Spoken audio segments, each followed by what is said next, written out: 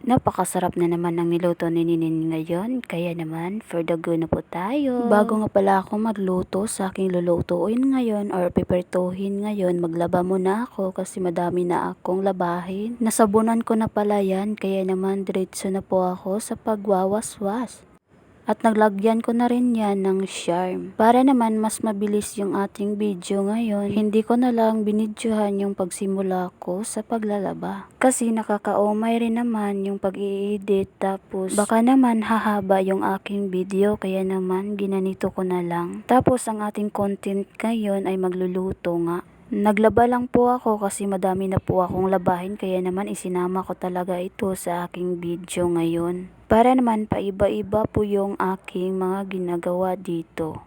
Ito talaga ang palagi kong content. Naglalaba, nagluluto or nagwawalis. Tapos naglilinis na rin. At ayan na nga, pumasok na nga ako sa kitchen kasi binuksan ko na po yung chicken nuggets. Kasi ngayon for today's video ay magpiprito ako ng chicken nuggets. Kaya naman ang ginawa ko na lang po ay kumuha na po ako ng kawali para naman ilagay sa kalan. Hindi pa nga ako nagsimula dyan magprito kasi malayo pa sa oras. Kaya naman ang ginawa ko na lang, tinatrapuhan ko yung aking mga plato. Pasensya na po kayo sa aking voiceover kung may halong Bisaya kasi nga po Bisaya nga po ako, hindi po ako masyadong nakaka-straight ng Tagalog, kaya naman po pagpasensyahan nyo na lang po yung aking voiceover ngayon. So ayan na nga po, matagal pa yung oras, kaya naman madami pa nga akong ginagawa dito. Pumunta pa ako sa garden tapos nag-video dito, madami pa lang mga sibuyas dito. At sa kaka-video ko may natulog palang aso. Aray. Madami nga pala sila ditong itinanim kagaya nitong limonsito.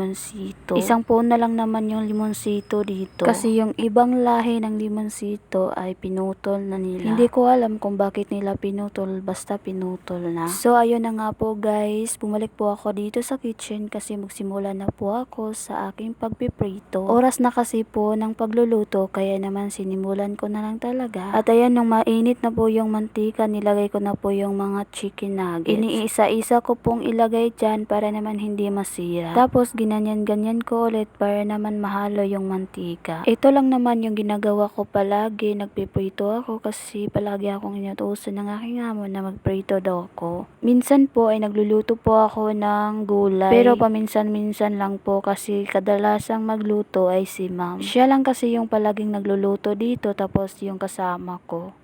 Ako is alalay lang po, kung napapagod na silang magluto, ako na lang po yung magluluto. Pero yung ibang mga luto, yung pangbongga na talaga, hindi talaga ako nagluluto. Kasi hindi pa kasi ako marunong nun, kaya naman ito lang po yung ginagawa ko, yung pasimple-simple lang na luto. Wala kasi akong masyadong talent dito sa pagluluto. Kaya yung niluluto ko na lang yung mga pasimple-simple lang na luto. Kagaya nito, nagluto po ako ng chicken nuggets, nagprito. Tapos mga gulay-gulay na rin, ganun. Yun lang po, yung mga adobo, ganun. Pero yung mga pangyayaman na, ay wag mo na akong utusan kasi hindi naman ako marunong. At ayun na nga po, natapos na po ako at finished product na po. Bumalik na rin po ako sa aking paglalaba kasi may natira pa. May natira pang mga towel at kumot, kaya naman nilabhan ko na lang talaga. At sinali ko na rin po itong mga pamunas para naman isa-isahan na lang. Para hindi na magsasayang ng tubig ba, ang mahal pa naman ngayon. At natapos na rin po ako sa aking paglalaba at sinampay ko na po yung aking kumot at tuwalya, kaya naman for the Wala go. talaga Tayong susuotin kapag hindi tayo naglalaba. At wala rin tayong gagamitin sa pagtulog kung hindi tayo naglalaba ng ating mga kumot. Kaya naman ang gagawin talaga natin, labhan natin para hindi tayo mamumblema. So makalipas nga ng ilang minuto, nagrelax muna ako, tapos kumuha na po ako ng aking masusuot kasi maliligo na po ako. Tinignan ko lang po kung bagay ba suotin sa akin, kaya naman nang bagay sa akin at ito na nga yung itsura ko. Sinuot ko pala yung aking nabili nung pumunta kami sa Gaston Park.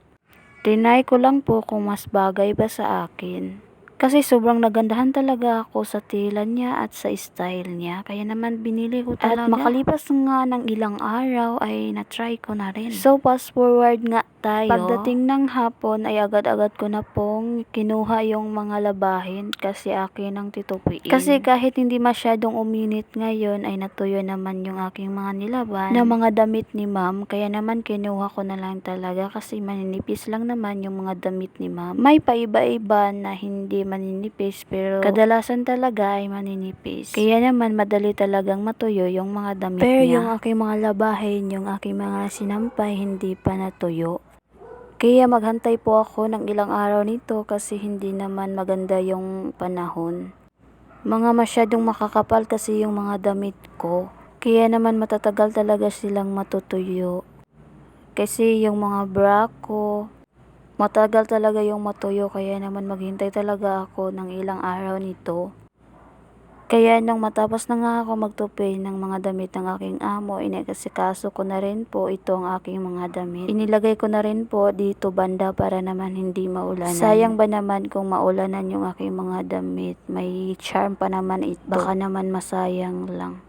Kaya tignan nyo naman yung panahon ngayon. Hindi talaga may tsura kasi nangingiba na nga. Kaya naman maghihintay talaga ako ng ilang araw nito bago kukunin yung aking mga labahin. Makalipas nga ng ilang minuto, kinuha ko na rin po yung aking kumot at aking towel kasi ililipat ko rin sila sa kabilang banda. Dito ko nga sila ililipat kasi malugar pa man dito. Kaya naman dito na lang. Hindi kasi dito mauulanan kaya naman dito ko na lang po nilagay. Iba-iba pa naman yung panahon ngayon. Minsan umulan, minsan huminto. Kaya naman agad-agad ko na po kinuha yung mga pamunas para naman kaya naman po kung hindi po kayo nakapalo sa aking Facebook page, please follow na lang po para naman updated kayo sa aking mga video. Pakipollow na lang po sa aking YouTube channel. Ang nakapangalan po doon ay Tavon Vlog. Kaya naman hanggang dito na lang po. Thank you for watching.